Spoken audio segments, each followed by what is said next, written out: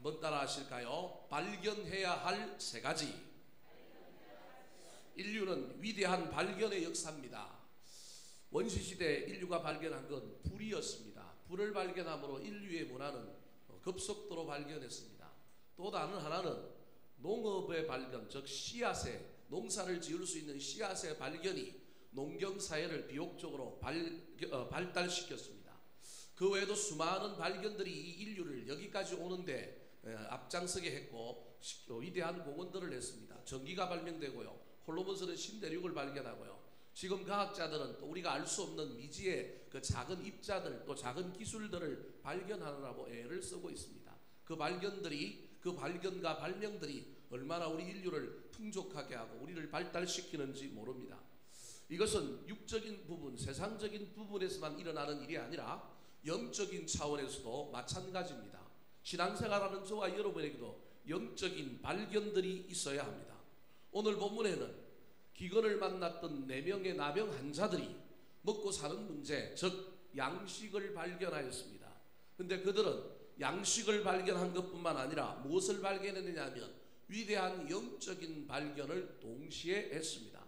오늘 본문을 이해하기 위해서는 앞에 나오는 열왕기하 6장의 이야기를 잘 기억해야 합니다. 열왕기하 6장에 보면 북이스라엘 나라가 아람 나라의 공격을 받습니다. 베나닷이라고 하는 위대한 아람 나라의 왕이 군사를 이끌고 이스라엘 저 북쪽에 있는 모든 영토를 짓밟아 버립니다. 유일하게 한 성이 남았는데 수도였던 사마리아 성만이 함락되지 않고 보이던 채로 그렇게 남겨졌습니다.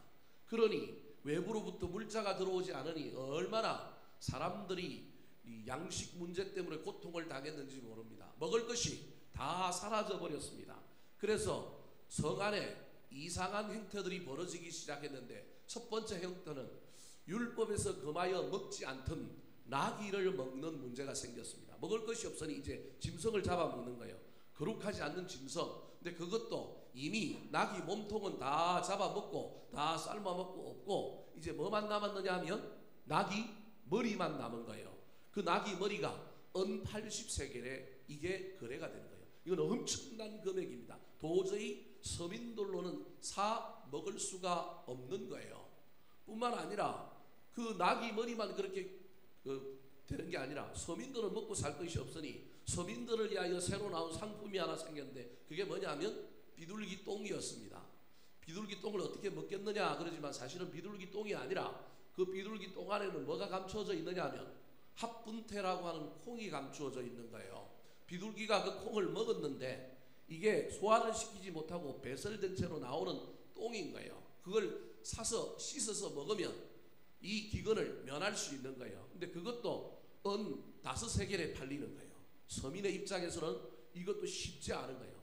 돈이 있어도 살 수가 없고 돈이 있더라 치더라도 아주 적은 분량밖에 살 수가 없는 엄청난 기근이 이 사마리아 성 안에 몰아친 것입니다. 그래서 세 번째로는 급기야 어떤 일이 벌어졌느냐 하면 정말로 먹고 살기 힘든 사람들 사이에서 여자들 둘이 이런 이야기가 오고 갑니다.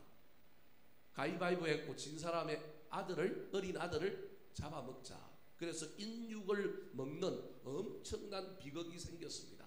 근데 문제는 가위바위보 했고 오늘은 우리 아들, 그 다음에 우리 아들 다 먹고 나면 말이 좀 이상하지만 다음번에는 너네 아들 그랬는데 이 여자가 실컷 남의 아들은 먹고 자기 아들은 너무너무 아까우니까 아들이 없다라고 이야기해서 재판이 벌어진 거예요. 이럴 정도로 엄청난 문제가 생긴 거예요. 이 문제 때문에 무슨 문제도 생겼느냐 하면 성 바깥에서 거주하는 4명의 나병 환자, 나병이 걸리면 이건 정결에 문제가 있기 때문에 성 안에 살 수 없고 따로 성 밖고 진영 밖으로 나가서 살았는데 이 사람들이 성에서 산다는, 성 바깥에서 산다는 것이 쉬운 일이 아니잖아요. 우리는 성 밖 그러니까 거기도 뭐 사람이 살만한 곳이라고 생각하지만 성 밖은 광야요, 황량한 사막인 거예요. 거기서 나병이 걸렸지만 살아야 되니까 이 나병 환자들이 어떻게 목숨을 연명했느냐 하면 늘 성어기에 와서 약속이 되어 있는 거예요. 성 안에 살고 있는 가족들이 두레박이라든지 뭐 이런 것들을 통하여 뭘 공급해 준 거예요? 음식을 공급해 준 거예요. 그래서 그 음식을 늘 먹기 위하여 매번 어디로 오느냐 하면 성어기로 와서 약속된 장소에서 그 음식들을 공급받았는데 어느 순간부터 그 음식이 어떻게 된 거예요? 중단되어 버린 겁니다. 그러니까 이 사실을 아는 거예요. 나병 환자도 아람 나라가 쳐들어왔다, 포위됐다, 더 이상 안에서는 양식을 공급받지 못한다. 그런 가운데 이들이 결단하고 이래도 죽고 저래도 죽으니 음식이 지금 제일 많은 곳이 어디다? 아람 나라 진영이다. 우리가 거기 가서 음식을 찾아보자. 거기 가서도 죽었고 여기서 죽으니 뭐 어차피 죽을 바에야 좀 더 많은 데 가서 죽자 하고 아람 나라 진영으로 갔는데 아람 나라 군대가 전부 도망가고 음식만이, 물질만이, 재물만이 가득 찬 것을 발견한 것입니다. 사랑하는 성도 여러분, 단순히 육신의 문제를 해결하고 기근을 해결하고자 하는 양식을 발견한 것 같지만 이 양식을 발견하는 이 오늘 놀라운 이야기 속에서 이 영적으로 이 나병 환자들이 발견한 놀라운 세 가지가 있습니다.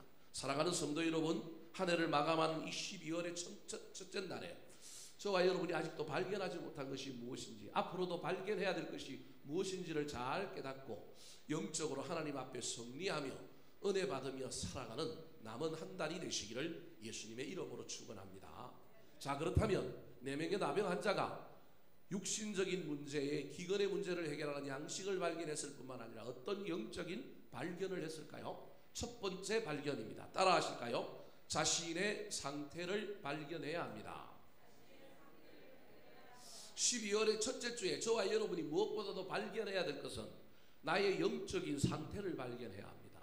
눈으로 보이는 것, 물리적인 현상의 발견뿐만 아니라 내 영적인 상태가, 내 신앙의 상태가, 내 삶의 상태가 어떤지를 발견해야 합니다.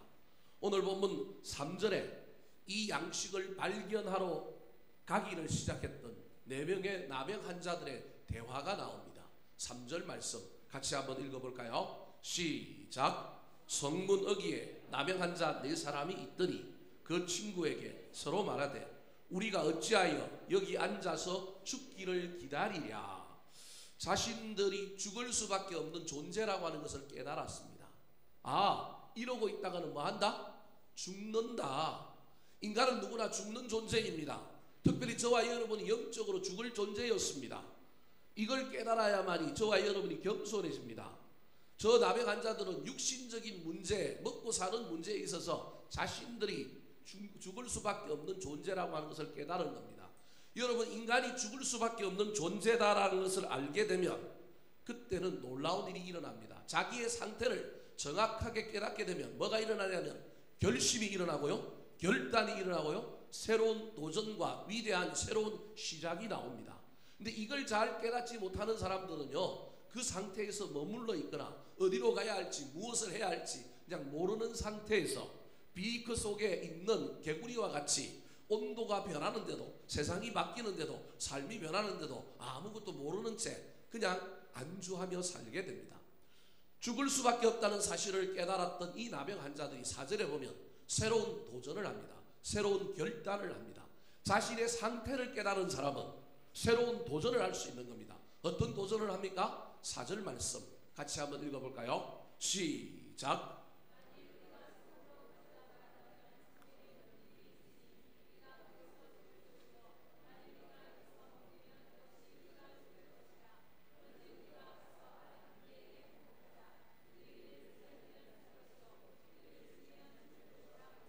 어차피 죽을 존재라고 하는 자신들의 영적인 상태, 자신들의 육적인 상태를 깨달은 것입니다.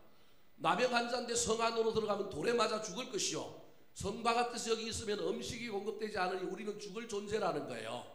육신적으로 죽을 존재라고 하는 것을 깨달은 그들이 어차피 죽을 존재라고 하는 것을 깨닫고 나니까 이판사판 새로운 도전이 생기는 거예요. 새로운 결단이 생기는 거예요. 그들에게 생긴 새로운 결단, 새로운 도전이 무엇이냐면 어차피 죽을 존재라면 한번 도전을 해보자, 한번 시도는 해보자. 그래서 아람 나라 진영으로 가겠다고 그들이 도전하기 시작한 것입니다. 사랑하는 성도 여러분, 육신적으로 저와 여러분이 어떤 상태, 우리가 어떤 위치에 처해 있는지를 깨달으면 그 위치 속에서 나아갈 방향을, 좌표를 정할 수 있게 됩니다. 마찬가지로 이건 영적으로도 마찬가지입니다. 오늘 본문에 나오는 이 4명의 환자들이 육신적으로 죽을 수밖에 없는 존재라고 하는 것을 자신들의 상태를 깨달았던 것처럼 저와 여러분도 영적으로 내가 현재 어떤 위치에 있는가, 내 신앙의 문제가 무엇인가, 나는 겸손한가? 교만한가? 나는 지금 한 해를 뒤돌아보는 가운데 나는 지금 어디에 서 있는가? 이걸 잘 발견해야 합니다. 그러면 현재의 내 위치가 보이기 때문에 가야 할 곳, 가지 말아야 할 곳, 해야 할 곳, 하지 말아야 할 것이 명확해집니다. 현재의 내 삶의 위치, 내 신앙의 위치를 정확하게 알지 못하면 어디로 가야 할지 모르기 때문에 현실에 안주합니다. 문제 없는 것처럼 그냥 그렇게 살아갑니다. 그러면 큰일 납니다. 영적으로 자신의 상태를 정확하게 깨달았던 한 사람의 이야기가 누가복음 15장에 나옵니다. 그가 누구입니까? 당자입니다. 당자는 아무런 문제가 없는 자신의 삶이라고 생각했습니다. 그러나 아버지의 재산을 받아서 유산을 받아서 먼 나라에 가서 당진하고 난 다음에 그가 나중에 자신의 영적인 상태를 발견합니다. 대지치는 일을 통하여 자신의 영적인 상태를 발견하고 되니까 자기가 현재 어디에 있는지를 알게 되니까 어디로 가야 할지, 무엇을 해야 될지, 어떤 일에 도전해야 될지를 깨닫게 되었습니다. 그래서 새로운 결단, 새로운 도전을 하는 것입니다. 사랑하는 성도 여러분, 저와 여러분의 삶이 지금 어디에 머물러 있지는 않습니까? 이쯤 하면 됐다, 나는 안전하다, 나는 괜찮다라고 말하고 있지 않습니까? 물론 그런 삶을 살고 있는 사람들도 있을 것입니다. 그러나 하지만 영적으로 깨어 있어서 한 해를 돌아보고 난 다음에 내가 지금 어디에 서 있는가? 나의 영적인 상태는 무엇인가? 저와 여러분 특별히 죄인이라고 하는 영적인 상태를 잊어버리면 안 됩니다. 내가 지금 무슨 직분을 가지고 있고 어떤 위치에 있을지라도 저와 여러분은 죄인입니다. 이 하나의 사실만을 깨달아도 저와 여러분이 은혜스러울 수 있습니다. 저와 여러분이 겸손할 수 있습니다. 누가복음 15장의 이 당자의 이야기를 다시 한번 살펴볼까요? 17절 18절 말씀입니다. 시작.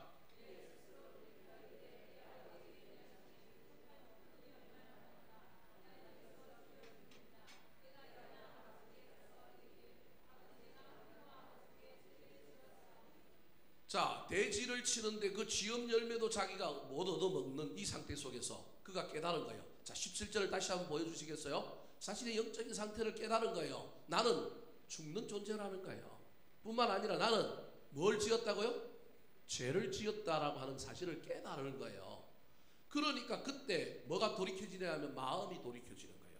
여러분, 우리의 삶의 방향의 전환이 일어나기 위해서는, 삶의 새로운 도전이 일어나기 위해서는 반드시 저와 여러분의 심령에 새로운 변화, 새로운 은혜가 들어와야 합니다. 여지껏 없었던 은혜가 그냥 허랑방탕하게 그냥 자기 인생을 향하여 달려갔던 이 당자에게 대지치는 일을 통하여, 대지치는 이 지엄 열매 하나를 통하여 그가 깨닫게 되는 거예요. 그래서 마음의 변화가 일어나고 자신의 존재를, 자신의 영적인 상태를 발견했더니 그가 일어나 아버지께 가기로 결단합니다. 19절 20절 말씀 같이 읽어보겠습니다. 시작.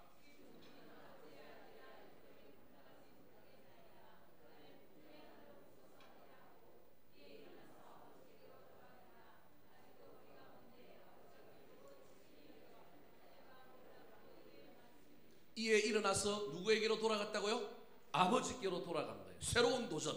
그동안 먼 타국에 서랑방탕할 때는 절대 생각해보지 못했던 새로운 도전, 새로운 결단이 그에게 일어난 것입니다. 사랑하는 성도 여러분, 내가 죄인이다, 내가 영죽을 존재였다, 나는 하나님 앞에 오늘의 삶을 내가 누리고 대접받을 수 있는 자격이 없었다라고 하는 저와 여러분의 영적인 분명한 자각이 있어야 합니다. 동시에 내가 어디에 서 있는지, 현재 내 신앙의 상태가 어떤지를 잘 깨달아야 합니다. 그래야 거기서부터 새로운 시작, 새로운 도전이 시작되고요. 그 도전이 2018년도를 이끌어갈 겁니다. 2018년이 되어서 하면 되지 아닙니다. 여러분, 지금부터 저와 여러분이 우리의 영적인 상태를 잘 살펴보고 깨달아야 합니다. 이건 뭐 설교한다고 되는 일도 아니고요. 하나님의 놀라운 특별한 은혜가 있어야 합니다. 그래서 내가 진실로 나를 하나님 앞에 세우고 지나온 세월 가운데서 내 삶을 돌이켜보는 가운데 내가 지금 어디에 서 있는가, 내가 지금 어떤 자리에 있는가, 나의 영적인 상태는 어떤가를 깨닫게 되면 새로운 출발이 일어나는 거예요. 새로운 결단이 일어나는 거예요. 새로운 헌신이 일어나는 거예요. 근데 그 결단과 그 현실은 절대 손해보는 것이 아닙니다. 절대 우리 하나님께서 내버려 두지 않을 것입니다. 복을 주시고 새롭게 하시고 아름답게 해주시는 놀라운 일이 일어난다는 사실을 기억하여서 너무 앞만 내다보지 말고 지금 내가 어디에 서 있는지 먼저 잘 살펴보는 가운데 현재 내 좌표, 내 위치를 정하고 가야 할 곳, 바라보아야 할 것을 내다보는 영적인 지혜자들이 다 되시기를 예수님의 이름으로 축원합니다. 두 번째, 저와 여러분이 발견해야 할 것은 무엇일까요? 따라하시겠습니다. 하나님의 은혜를 발견해야 합니다. 육신적으로 죽을 수밖에 없는 존재라고 하는 자신들의 상태를 깨달은 이 4명의 남행 환자들이 새로운 결단을 했습니다. 죽으면 죽으리라, 아람 지옥으로 가보자. 그래서 새로운 결단을 하고 새로운 도전을 했는데요, 이 도전했던 이 4명의 남행 환자들에게 예기치 않은 놀라운 상황이 펼쳐졌습니다. 5절 말씀 같이 한번 읽어볼까요? 시작.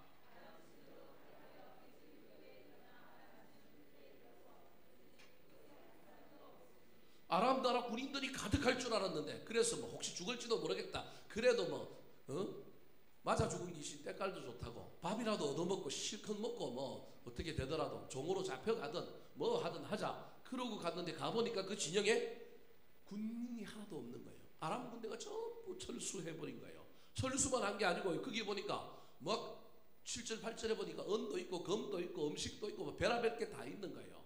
도대체 무슨 일이 일어난 것일까요? 왜 이런 일이 벌어졌을까요? 누가 이 아람 나라 군대를 쫓았을까요? 6절 말씀 같이 읽어보겠습니다. 시작.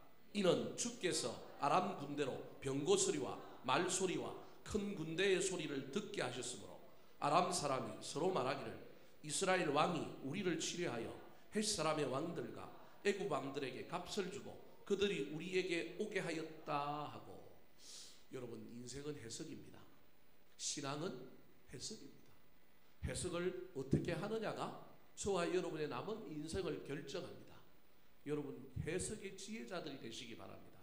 벌어진 상황을 우연으로 받아들일 것인가, 벌어진 상황을 내 힘과 내 능력으로 되어진 것이라고 받아들일 것인가, 해석할 것인가, 이 벌어진 것을 어떻게 해석할 것인가가 앞으로 저와 여러분의 인생을 결정한다니까요. 오늘 본문에 이들은 벌어진 상황을 누가 한 것으로 해석하고 있습니까? 주께서 하셨다라는 거예요. 6절 말씀의 제일 중요한 단어가 뭐였어요? 이는 주께서 소리를 듣게 하여서 착각하여 아람 나라 군대가 도망갔다라는 거예요. 도무지 알 수 없는 이유를 그들은 누구의 은혜로 이해했느냐 하면 하나님의 은혜로 이해한 겁니다.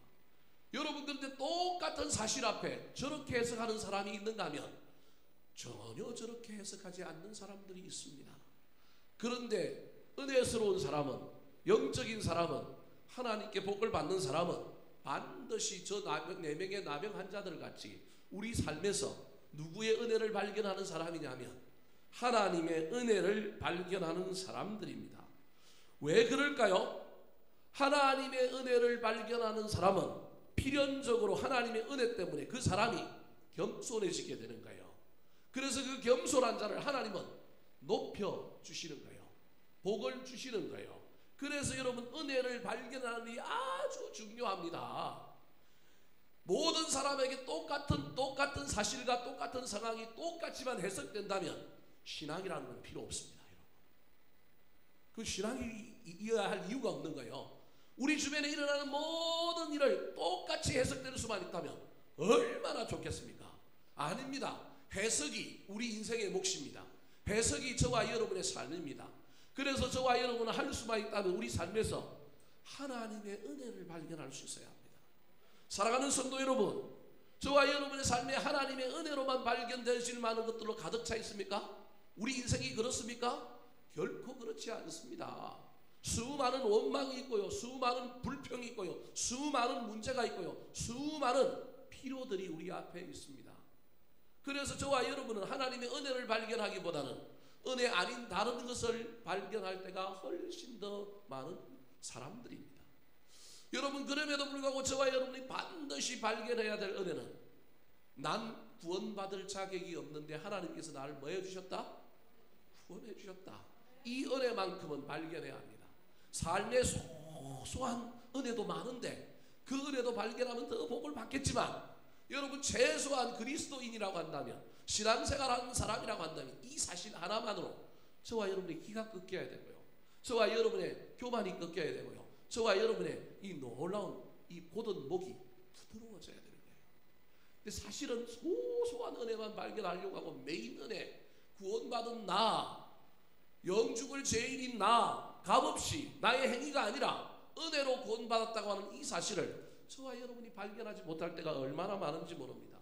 그래서 바울 사도는 에베소서 2장 8절과 9절에서 수많은 은혜 가운데서 구원받은 은혜, 그건 선물이다.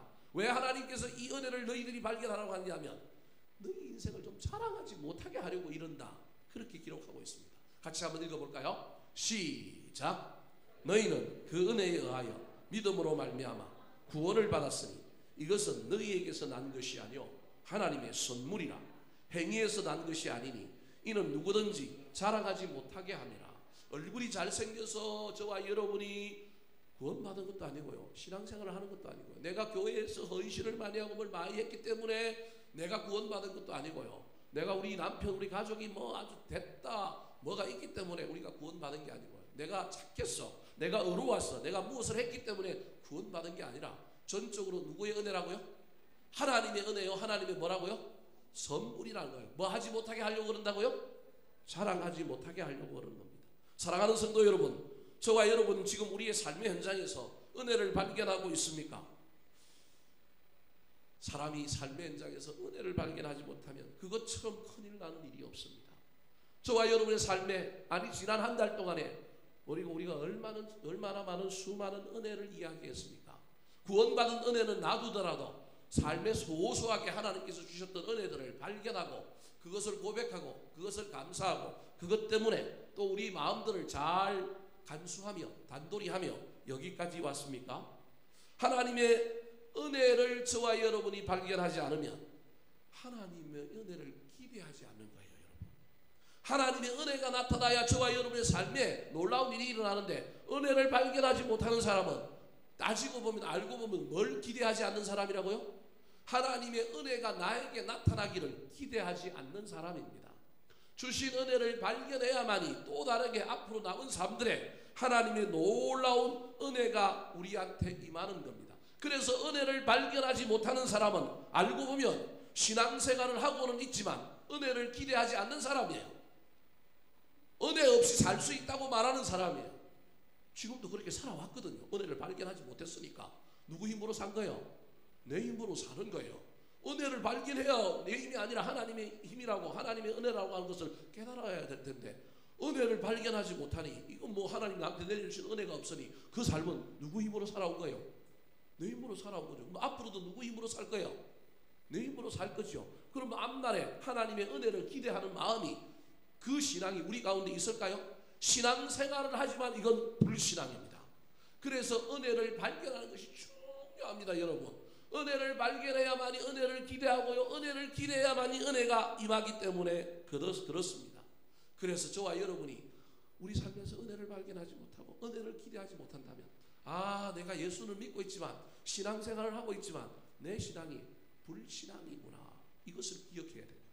오늘 본문에도 이 4명의 남영한 자들은 은혜를 발견하고요, 은혜를 기대하고요, 은혜스러운 사람으로 변해가는데 그렇지 못한 또 한 사람이 등장합니다. 그 사람이 누굽니까? 바로 왕의 군대 장관입니다. 1절 2절 말씀 같이 한번 읽어볼까요? 먼저 1절입니다. 시작.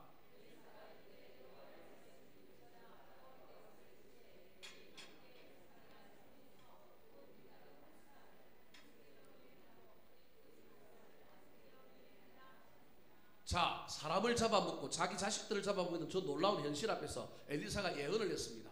내일 이맘때에 사마리아 성문에서 고운 밀가루는 한 서아를 한 세겔에 매매하고 보리는 2서아를 한 세겔에 매매한다라는 거예요. 저는 이제 사람이 그냥 하루 먹을 정도 되는 분량입니다. 그러니까 저기 보십시오.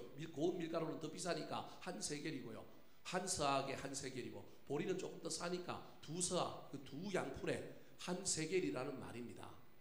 여러분들 현실에서 보면 내일 이맘때쯤 이게 일어나는 것이 하나님의 사실은 은혜거든요.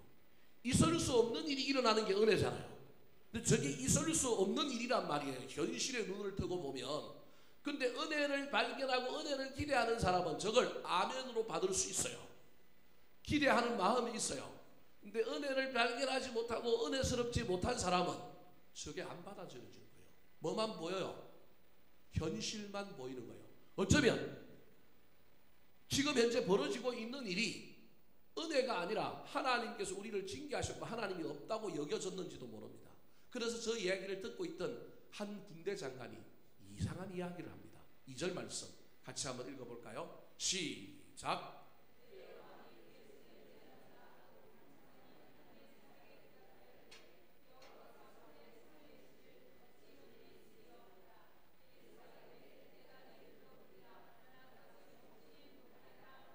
여러분 보십시오. 왕이 그의 손에 의지하는 자니까 뭐 경호대장이나 국방부 장관이나 뭐 이런 정도 되는 사람이에요. 아주 권력을 가지고 있고요. 아주 힘센 사람이에요.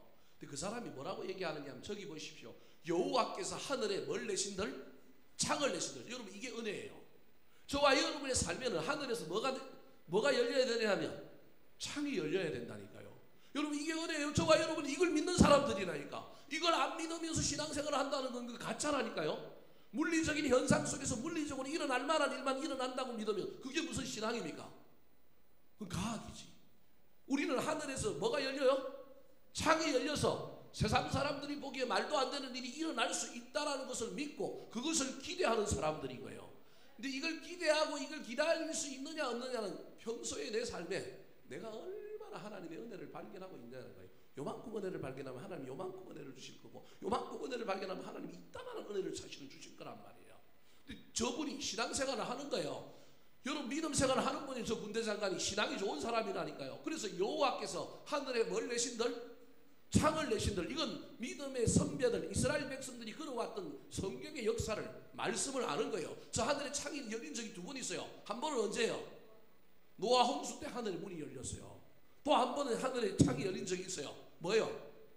이스라엘 백성들이 광야의 사막길을 행할 때 뭐가 내려왔어요? 하늘에서 만나가 내려왔잖아요. 그러니까 뭘 아는 사람이에요?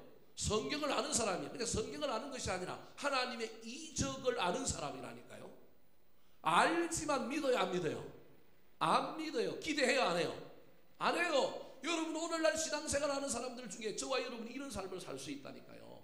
내 병에 남행한 자들처럼 전혀 연관관계가 없을지라도 그 속에서 하나님의 은혜를 발견하는 사람이 있는가 하면 연관관계가 있고 내가 머리로는 알지만 기대하지 않는 사람이 있어요. 은혜를 발견하고 은혜를 누리고 은혜를 붙잡고 백성들을 독려하고 백성들을 격려하고 위로해야 될 사람이 하나도 은혜가 없는 거예요. 그러니까 그 사람이 뭐라고 얘기해요? 어찌 이런 일이 있으리요? 그러니까 네 같은 사람은 지도자 되면 안 된다. 네 같은 사람은 교회에서 그렇게 하면 안 된다. 그래서 이사야 선지자가 뭐라고 얘기해요? 네가 눈으로는 보겠지만 뭐 하지는 못하리라? 먹지 못하리라. 그래서 실제로 내일 이맘때쯤에 이 4명의 남행한 자들이 소식을 전해줌으로 말미암아 사람들이 우르르 가서 그 놀라운 사건을 봅니다. 누구도 보느냐 하면 이 군대 장관도 보지만 사람들이 뛰쳐나가는데 막 엎어지고 넘어져갖고 밟혀서 뭐예요? 죽습니다. 여러분 이게 은혜를 발견하지 못하는 사람의 최후라고 하는 사실을 기억하시기 바랍니다.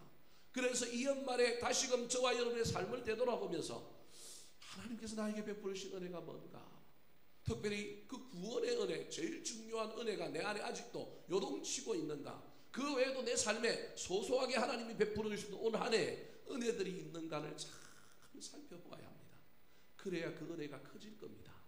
그래야 그 은혜가 또 다른 은혜를 불러오게 될 것입니다. 사랑하는 성도 여러분, 제발 눈을 열어서 하나님께 기도하십시오. 하나님, 내 눈에 자꾸 원망이 보이고 불평이 보이고 문제가 보입니다. 문제가 없는 건 아니에요. 원망거리가 없는 게 아닙니다. 뭐가 중요하다고요? 해석이 중요하다니까요. 하나님, 내 영안이 열려서 하나님 도와주십시오. 은혜가 보이게 해주십시오. 불평과 원망, 문제인 것보다는 훨씬 더 많은 하나님의 은혜가 보이게 해주십시오. 그래서 그 은혜가 원망과 불평을 사라지게 만들고 그것을 보완하고 문제를 해결하는 놀라운 역사가 제 삶에 일어나게 하여 주시어서 더 은혜를 붙들고 더 은혜스럽게 남은 삶을 살게 해 주십시오. 기도하며 나아가는 저와 여러분 되시기를 예수님의 이름으로 축원합니다. 세 번째, 저와 여러분이 발견해야 할 것이 무엇일까요? 따라 하시겠습니다. 이웃의 필요를 발견해야 합니다. 내병의 남용 환자는 처음에 자신의 필요 때문에 인생을 출발한 사람들입니다. 우리가 이대로 앉아있다가 죽는다, 배고프다. 그래서 그들이 새로운 결단을 하고 도전을 하고 양식을 찾아갔습니다. 양식을 찾았습니다. 얼마나 기분이 좋았겠습니까? 아마 이들이 성문 어귀에 여러 번 갔을 겁니다. 양식을 구하러. 그런데 한 번 가고 안 오니까 이렇게 결단한 게 아니고요. 수 없는 날들을 가봤는데 양식이 안 내려오는 걸 여러 번 경험하는 가운데 그들이 결단하고 아람 나라의 진영으로 갔을 거예요. 그러니까 그들이 얼마나 배가 고팠겠습니까? 그래서 그 아람 나라 진영에서 수많은 양식들과 먹고 마시는 가운데 얼마나 배가 불렀을까요? 그런데 그 순간에 그들이 또 다른 하나를 발견합니다. 그들이 자신들의 상태를 발견했을 뿐만 아니라 이런 일들이 일어나게 해주신 놀라운 하나님의 은혜를 발견했을 뿐만 아니라 그들이 거기서 무엇을 발견했느냐면 우리가 이렇게 먹고 사는 순간에 저 성 안에 있는 또 다른 내 가족들, 우리 민족들은 저기서 뭐 하는구나? 죽게 되는구나, 죽어가는구나. 그들의 필요가 그들의 눈에, 그들의 마음에 들어오기 시작했습니다. 그래서 이웃의 필요를 발견했습니다. 9절 말씀 같이 읽어볼까요? 시작.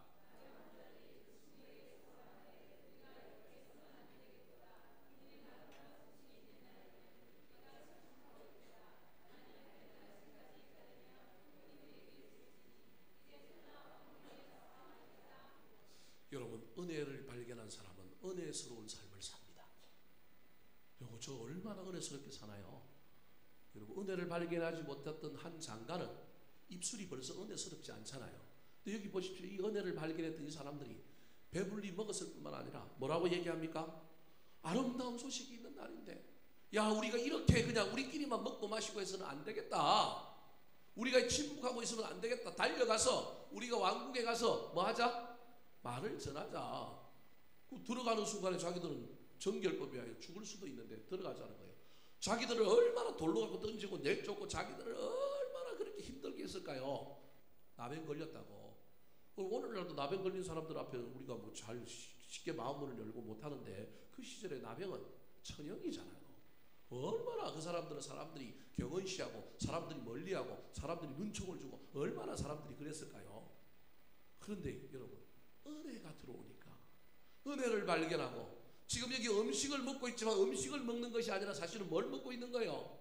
은혜를 먹고 있으니 이 사람이 은혜스러우신 거예요. 나 같으면 안 갈 거예요. 저 같으면 나한테 그런 말도 하고 나한테 그래 했던 사람, 에이, 한 고생해봐라. 어쩌면 그럴 수 있을지 몰라요. 그런데 이웃의 필요를 발견하는 거예요. 다른 사람의 아픔을 발견하는 거예요. 다른 사람의 문제를 발견하는 거예요. 그래서 그 문제를 돕고 해결하고자 왕궁을 향하여 달려가는 사람들이 된 것입니다. 사랑하는 성도 여러분, 오늘날 수많은 그리스도인들이 참 안타까운 것은 많은 그리스도인들이 한평생 자기의 필요, 자기가 필요한 것, 그 필요를 붙들고 몸부림치며 살아가다가 인생을 마감하는 것입니다. 기껏해야 자기 자식들의 필요를 채워주고 직장 생활하고 사업하고 뭐 여행 다니는 정도 하다가 그냥 죽습니다.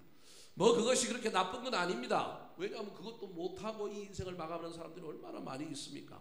그러나 여러분, 우리 안에 하나님의 은혜가 들어온다면, 그 은혜가 살아있다면 절대 하나님은 우리를 그런 상태로만 내버려 두지는 않을 것입니다. 사랑하는 성도 여러분, 12월은 사랑을 나누는 달입니다. 성탄의 계절이요, 기쁜 소식을 전하는 계절입니다. 이 계절에 저와 여러분이 이웃의 필요를 발견했던 이 네 명의 나병 환자들보다 못한 사람이 되어서는 안 되겠지 않습니까? 할 수만 있다면 누가 우리 공동체에, 누가 우리 가정 안에, 누가 내 옆에 있는 사람들 중에 무슨 어려움이 있는가, 꼭 그게 물질의 문제뿐만 아니라 영적으로 삶에 어떤 문제가 있는가를 잘 돌아보시고 그들의 필요를 채워주시기 바랍니다. 그들을 케어하시기 바랍니다. 그때 하나님께서 저와 여러분의 필요를 채워주실 것입니다. 그때 하나님께서 저와 여러분에게 더 큰 은혜를 주실 것입니다. 특별히 여러분, 연말 되면, 여러분은 잘 모르겠지만 저는 11월 말부터 12월이 되면 아주 민감합니다. 다음 내년도를 위하여 사람들을 세우고 이런 것도 민감하지만요, 여러분 잘 모르겠지만 12월 말이 되면 교회를 기웃거리는 사람들이 있습니다. 기분이 좀 나쁠지 모르겠지만, 왜냐하면 새롭게 뭘 하기 위하여 내년도와 함께 교회를 옮기고 또는 새로운 교회를 선택하고 멀리 서울을 가다가 여기 와가지고 우리 교회에 와서 적응을 해보려고 소위 말해서 교회 와서 예배를 좀 드려보고 간을 보고 이런 사람들이 있습니다. 이때 교회 안에 있는 사람들이 그 사람들의 필요를 보아야 합니다. 우리끼리 그냥 잘 먹고 잘 사는데 안주하면 큰일 납니다. 목사 혼자로는 감당하기가 쉽지 않습니다. 저는 얼굴마담입니다. 저는 사람들을 이 안으로 끌어들이는 역할을 하는 사람이고 그들을 정착시키고 그들을 품어주고 그들을 온전히 케어링하는 것은 그 다음 몫은 이 기존의 교회에 있는 사람들의 몫이라고 하는 사실을 잊어버리면 안 됩니다. 여러분, 저와 여러분이 분명히 알아야 합니다. 우리 교회가 사랑이 많은 교회요, 우리 교회가 좋은 교회라는 건 저도 인정합니다.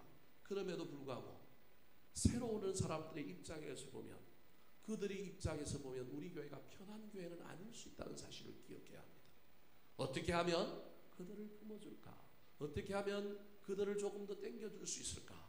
저와 여러분이 고민해야 합니다. 같은 여전도에서, 같은 남성교에서, 같은 나이대에서, 아니 새로 오는 사람뿐만 아니라 이미 우리 교회 안에 들어와서 1년, 2년 되었지만 아직도 교회의 장이 열리지 않은 사람들, 물론 그들이 먼저 열지 않기 때문에 우리가 쉽게 다가가서 말한다는 건 쉬운 일이 아닙니다. 또 그러다가 문제가 생기기도 하고 내 자존심이 상하기도 하고요.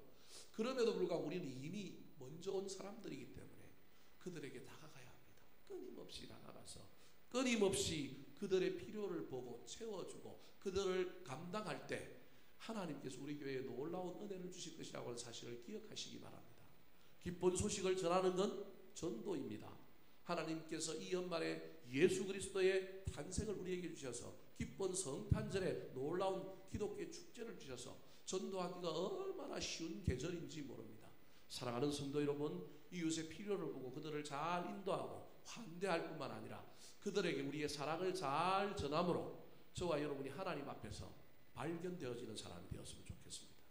내가 내 상태를 발견하고 은혜를 발견하고 이웃의 필요를 발견할 때 하늘에서 하나님이 수많은 인간들 가운데 그 세 가지를 발견한 사람을 우리 하나님께서 하늘에서 뭐 하실 거라고요?